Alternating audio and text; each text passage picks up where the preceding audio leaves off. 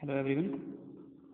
पिछली क्लास में हमने इलेक्ट्रिक पोटेंशियल के बारे में पढ़ा और अब हम ये बात जानते हैं कि electric potential at any given point is given by this formula K Q by R, where value of K is 1/4 pi epsilon naught understood है, जिसकी वैल्यू 9 × 10⁹ होती है।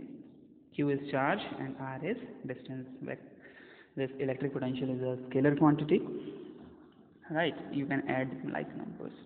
अगर कोई पॉजिटिव चार्ज होगा तो उसकी वजह से पोटेंशियल पॉजिटिव होगा, कोई नेगेटिव चार्ज है तो उसकी वजह से पोटेंशियल नेगेटिव होगा।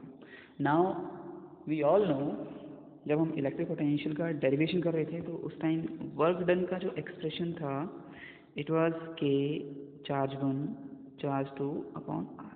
This was the expression of work done in moving a charge from infinity to certain point, right? लेकिन अगर हम चार्ज को किन्हीं दो पॉइंट, एक पॉइंट से दूसरे पॉइंट पर लेके जाते हैं और दोनों फाइनाइट पॉइंट्स हैं, मतलब आप इन्फिनिटी से नहीं ला रहे हो, किसी पॉइंट R1 से R2 पर लेके जा रहे हो, ठीक है, तो हमें कितना वर्क डन करना पड़ेगा? Let us try to obtain this expression, right? तो आप लोगों ने देखा होगा कि उस डेरिवेशन में, जो पोटेंशियल के डेरिवेशन में जो हमारा एक्सप्रेशन आया था वर्क डन का, वो आया था K Q1 Q2 capital Q small q by R, right?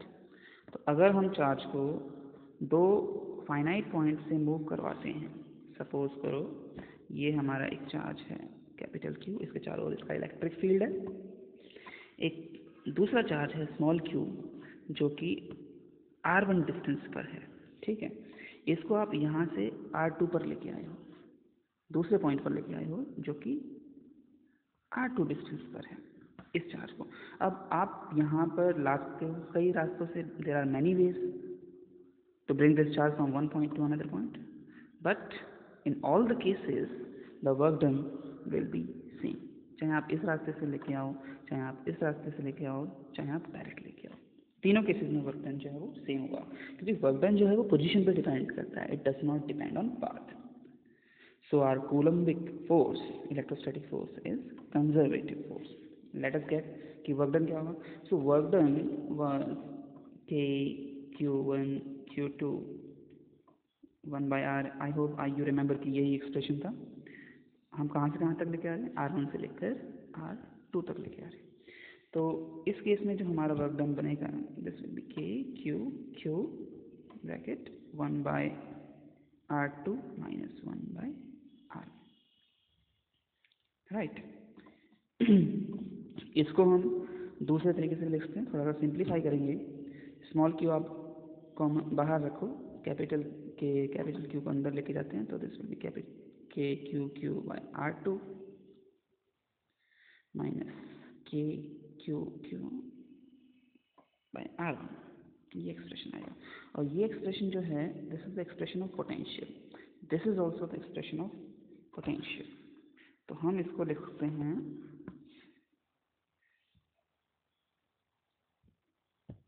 क्या लिख सकते हैं इसको?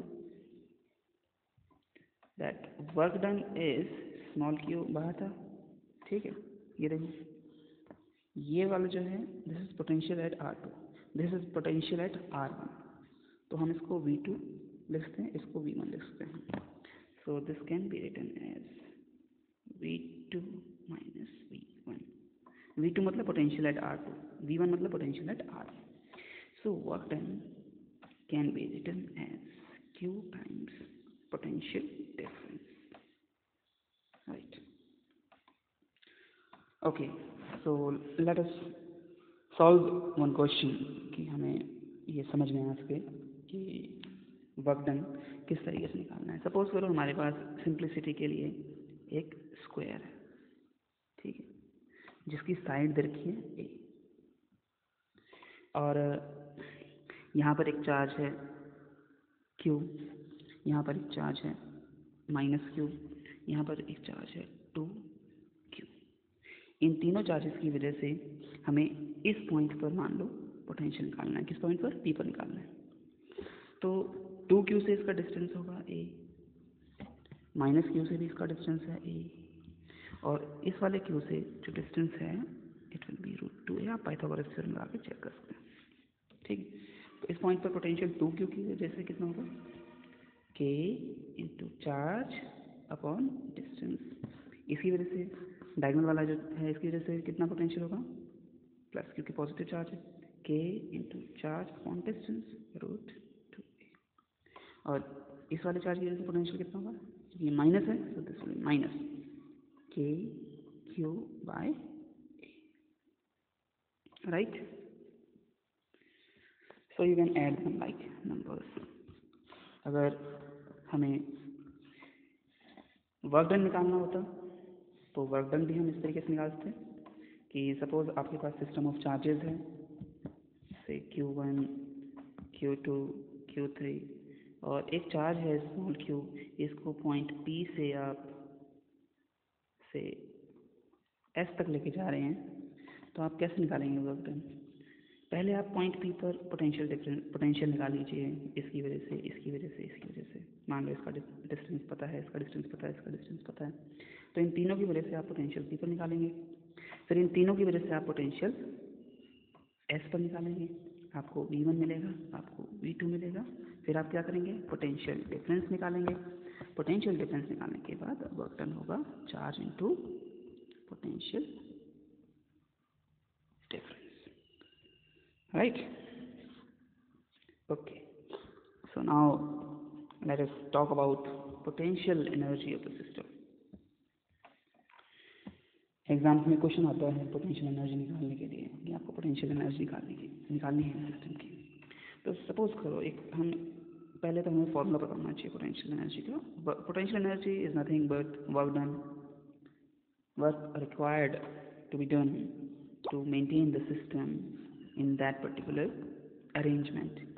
So work done is k q1 q2 by r। ये फॉर्मूला हमें पता होना चाहिए। आपको याद होगा फोर्स का फॉर्मूला क्या आता था, k q1 q2 by r square. वहाँ 1 by r स्क्वायर होता है, यहाँ पर 1 by r रहता है, राइट। सो तो हम मान लेते हैं कि हमारे पास एक इक्विलेटरल ट्राइंगल है, ठीक है। और इस इक्विलेटरल ट्राइंगल में हमें क्या निकालना है, पोटेंशियल एनर्जी। सपोज यहाँ पर एक चार्ज है q1, यहाँ पर एक चार्ज है q2, यहाँ पर एक चार्ज है q3। इस सिस्टम से हमें निकालना है, इस सिस्टम की हमें पोटेंशियल एनर्जी निकालनी है, इलेक्ट्रोस्टैटिक पोटेंशियल एनर्जी निकालनी है। ट्राइंगल की साइड A है, ठीक है, तीनों साइड्स बराबर हैं, इक्विलेटरल ट्राइंगल। कैसे करेंगे हम इसको, तो इसको करने का बहुत ही सिंपल सा तरीका है। हम इमेजिन कर लेते हैं कि ये जो ट्राइंगल है अभी अनऑक्यूपाइड है, यहाँ पर कोई चार्ज नहीं रखा हुआ, ठीक है। तो जब हम इंफिनिटी से किसी एक चार्ज को लेकर आते हैं यहाँ पर, तो आप लेके आ सकते हो, कोई वर्क डन नहीं करना पड़ेगा, क्योंकि इसे किसी भी इलेक्ट्रिक फील्ड में आप मूव नहीं करवा रहे हो। जब आप किसी के इलेक्ट्रिक फील्ड में मूव करवाओगे तभी वर्क डन होगा, तो यहाँ पर कोई चार्ज है ही नहीं, तो वर्क डन भी 0 होगा। तो इस Q1 को यहाँ पर लाने में कोई काम नहीं करना पड़ा, तो W1 is 0। अब जब आप दूसरे चार्ज को लेकर आएंगे तो आप एक तरीके से समझ सकते हो कि एक प्लॉट है, इस प्लॉट पर एक आदमी ऑलरेडी कब्जा कर चुका है, दूसरे आदमी को इस पर कब्जा करना है, तो there has to be some opposition between them. तो इन दोनों के बीच में इंटरेक्शन होगा, Q1 और Q2 के बीच में। तो Q1 और Q2 के बीच में जो इंटरेक्शन होगा that is work done in second case. So work done का फॉर्मूला आपको पता है, k charge 1 charge 2 upon distance. Distance कितना था, a, this is a, right. अब हमें तीसरी साइड पर जब हम एक चार्ज लेके आएंगे इसे Q3, तो इसको इसके अगेंस्ट भी इंटरेक्शन करना पड़ेगा, इसके अगेंस्ट भी इंटरेक्शन करना पड़ेगा।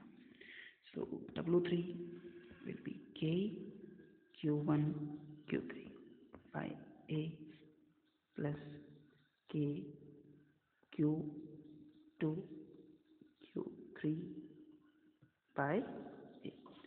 So total potential energy of the system can be written as W1 plus W2 plus W3। इसमें आप ये तीनों टर्म्स जोड़ दीजिए, आपको potential energy of the system मिल जाए, right. So it will be k q1 q2 k q2 q3 plus k q1 q3 और 1/a आप कॉमन ले सकते, फिर सबके पास कॉमन है, राइट। तो इसी तरीके से आप ये क्वेश्चन ट्राई कीजिएगा कि सपोज हमारे पास एक स्क्वायर है, इसकी साइड a है और यहाँ पर चार्जेस हैं Q1, Q2, Q3, Q4। Try to find out the potential energy of the system. बिल्कुल उसी तरीके से करना है जिस तरीके से मैंने आपको अभी बताया। नेक्स्ट वीडियो में we will try to find out the electric potential at any arbitrary position because of electric dipole, right.